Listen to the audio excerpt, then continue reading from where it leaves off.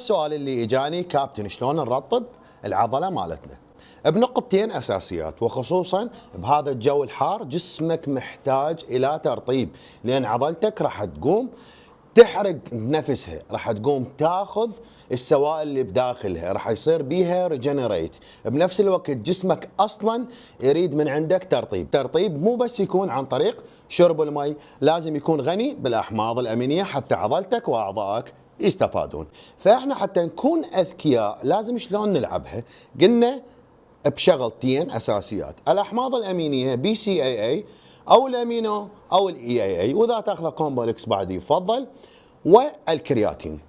من راح افوت الكرياتين راح ياخذ الاحماض الامينيه يجمعها عن طريق سوائل داخل الخليه العضليه، ولا حد راح يجي يقول لي كابتن الكرياتين يحبس مي بالجلد. الكرياتين ما يحبس مي بالجلد نهائيا، يحبس داخل الخليه العضليه السوائل الغنيه بالاحماض الامينيه اللي جسمك فعلا محتاجها. ودائما انا اقول لك صحصح وياي افيدك.